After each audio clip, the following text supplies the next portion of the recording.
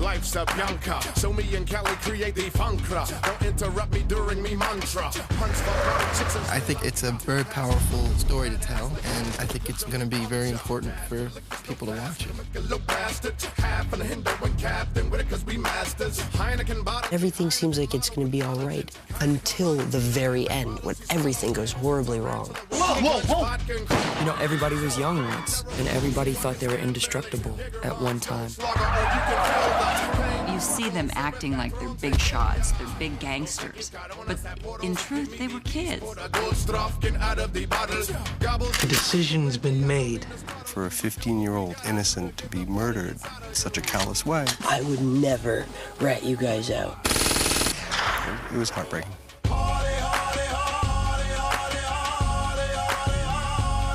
This movie is certainly an exploration of loss.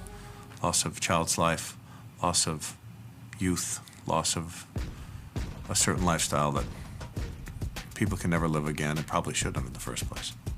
Fuck that. You pay me. All of it.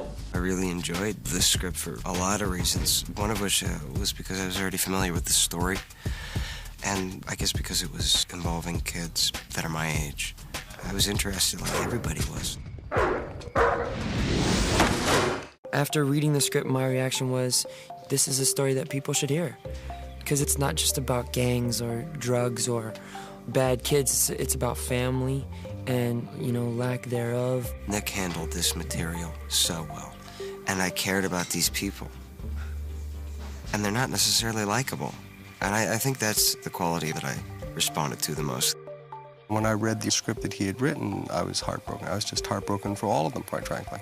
For the mother, for the dead boy, for the brother of the dead boy, the father, for the unwitting accomplices, and even for the witting accomplices, quite frankly, and even for the killer. Don't you fucking get it, you moron? There's a missing persons poster on every street corner. You're in deep shit, Johnny. The cops pick you up. You're doing 25 to life. You don't think I know that? Fuck your life up so bad. Emil was the first guy that came in. He campaigned hard for the party, wanted to do it. He was a really talented guy, and I liked his attitude, and I hired him on the spot. Justin I had met, and I liked immensely. It was a part called for a guy who is the handler of this 15-year-old hostage, who the hostage looks up to, idolizes, hangs out with, they befriend each other, and I thought, who better to idolize than Justin? And I talked to him about it. I said he wanted to do it, and he agreed. And Bruce and Sharon were submissions. I just submitted to their agents and told them I had no money and threw myself on the mercy of the court. They were gracious enough to help us out. I actually hadn't been very familiar with that story until I read the script, and then I became more familiar with the story. There's this expression that people have all the time when they're in a 12-step program, I hit bottom. And I felt, particularly due to the nature of this crime and the place that it took this mother, that it was relevant to show what bottom looks like. They say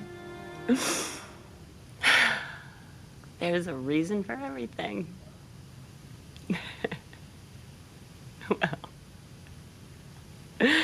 if that God's got a purpose for me, you better get the fuck down here and tell me what it is.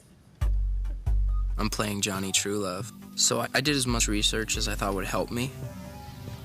And then there was a certain point where I made the conscious decision of going, okay, well, I'm gonna do, the basic research, but then, the intrinsic details of this character, I'm gonna create as an actor. I'm playing Jake Mazursky. I think he's just a wounded kid. It was certainly a fun one to play. There's a lot of freedom and a lot of pleasure to play somebody who just doesn't care. I don't know how to describe any character that I play. It's really hard to compartmentalize characteristics or attributes when you've been living in them for, 4 months, trying to figure out what it means to be a man and playing gangster, and then realizing the line between playing and becoming is really thin. I found that really appealing. You owe somebody money? Jesus. You just tell me how much and I will write the check. It's not really like that, Olivia. When we had to do the scene where I attack Ben Foster and start hitting him, because actually you have to hit a person when you're doing that kind of a scene. You can't do those stunt hits. And he made me hit him until his nose started to bleed. And then Nick cut. And I just looked at him like, what have you done, you know? And I got him ice. And he's like, honey, it's a movie. And what we're doing is so much more important than that. And it's just a few seconds on film, but you have to see that she's just at her wit's end and she doesn't know what to do. And that he's making his family go crazy. And every family who has an addict in it has been there. It's ugly. And he knew that you have to have those out of control, awful things in the film or you're not telling that story. I had fun playing with Sharon. It was certainly a special experience, one that I'm not going to forget for a long time. Came into work and got the shit kicked out of me and loved every second of it. Can't fake that. Sharon means business, and I love that. Fucking poor sack of shit right here. Here, let me touch you. Here you go. Here we go. And let's do it again. Well, there were a few things about Alpha Dog that made me really want to do the movie. Part of it is that Nick Cassavetes and I kind of grew up in the Hollywood community together. And I've always thought that he was a very interesting and superbly gifted filmmaker. I believe I'm going to echo what everybody says about working with Nick, is that he's an actor's director. He's incredibly compassionate. And he's really supportive of all of us weirdos. And does everything he can in his possibility to make it as comfortable and as easy and as focused as possible. He knows, you know, how to get to you and how to work with you and how to really get what he wants and take the scene in a good direction. And he's very decisive, you know, he knows what he wants, but he's also open to experimenting, and he's just very creative and intelligent. Nick creates a wonderful atmosphere. It's very open. Sean, since he got directed by me in this, he said he's not going to work for any other director. That's right. That's it. But you have to do more movies. I'm going to do a lot. I plan on doing at least 4 or 5 a year. Overall, it's a pretty loose set, and that's great as an actor because it frees you up to feel like you're not inhibited. He enjoins them into this world that he sees that they might not be quite completely aware of. The first thing he said to me, we got to get them working out. And the next thing I know, we have created like a boot camp where all of a sudden, all of these actors are coming to what they think is to work out, to buff up their bodies and to look good. But in essence, they are creating that fraternal bond of this gang of kids. All of this to create these moments that'll show up later on that will come from places that they never even recognize. I don't know, you get like a weird endurance when you do that kind of training. It definitely kind of makes you a little tougher, I think. And that was kind of, that was what it did for me. What am I doing over there, you think? Do triceps? You can do triceps, or I can put a bench there, and you can do put a stool there, and you can do pull-downs. Whatever you want to do. Triceps. That's cool. I think what ended up happening was we became so tight and we formed this bond, and it really does seem like we've been around each other for years, and it worked twofold. Nick's intuition was correct, I think. I think it really brought everybody together and made the connections pretty damn thick. It was intense, but everybody loved it because Nick always kept the vibe jovial and fun. And if you finish too fast, dump it out and pick it back up again. The actors that I just got to spend time with, and get into their heads, I learned so much. I learned more from this film than I've learned with any film.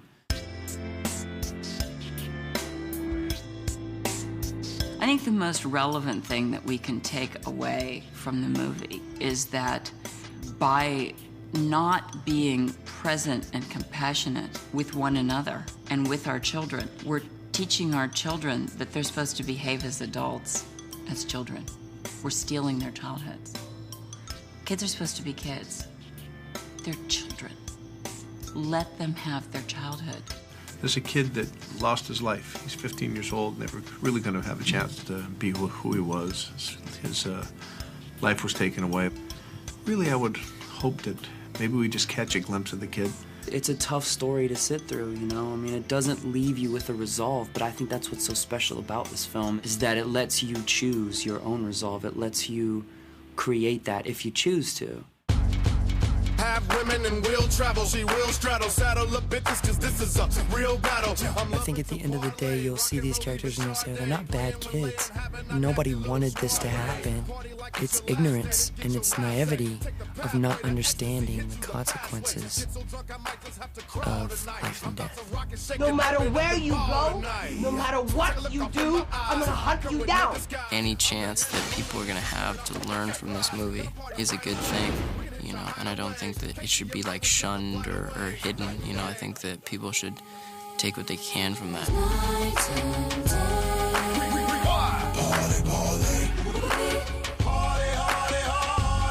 You know when you go to see a Nick Cassavetes movie that you're in for a ride.